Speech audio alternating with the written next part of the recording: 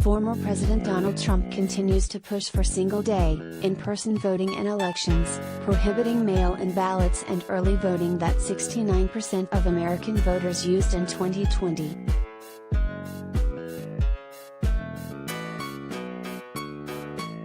Despite the risk of slashing voter rolls by making casting a ballot far more difficult, Trump called last week at a Nashville convention for same-day voting.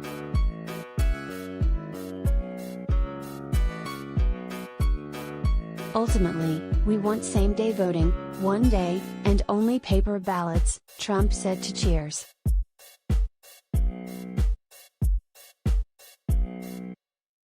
Trump has justified the GOP push for more difficult and restrictive voting by claiming it will protect against the kind of rigged election he insists occurred in 2020, which has proven to be a lie.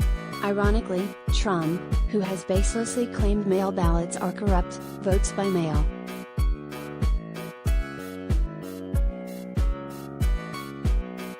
Critics say Trump's goal is to significantly decrease the number of votes, which is generally considered beneficial to Republicans.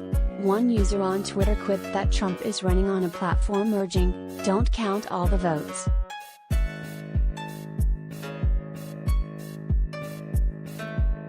Trump said on Fox News in 2020 that you'd never have a Republican elected in this country again if voting levels were expanded.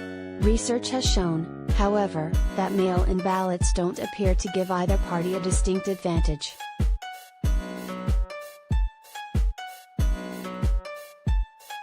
Witnesses who testified at last week's hearings before the House Select Committee investigating the insurrection, said that Trump wanted to shut down voting and not count any more ballots while he was still ahead on election night. He tweeted the following morning, "Stop the count."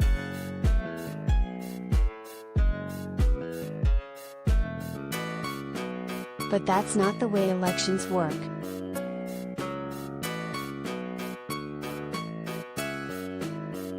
Former Fox News political editor Chris Stewart testified about the red mirage when Republicans tend to be ahead in the evening of an election day before late and mail-in votes are counted, and catch up to, and often surpass, the early leaders.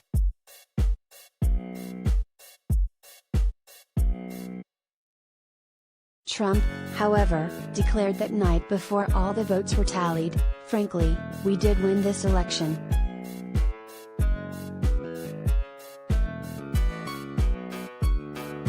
The U.S. Census Department reported that in the 2020 election 69% of American voters nationwide cast their ballot non-traditionally, by mail and/or before Election Day.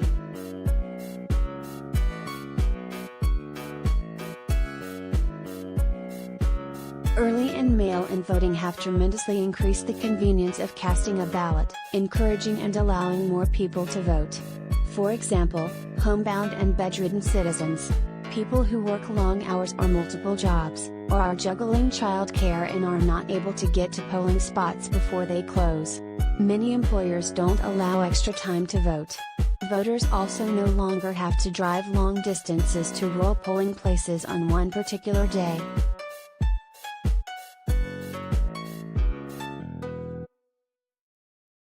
Trump's plan completely overlooks Americans abroad, including employees working overseas, service members and staff of diplomatic postings, who mail in their ballots.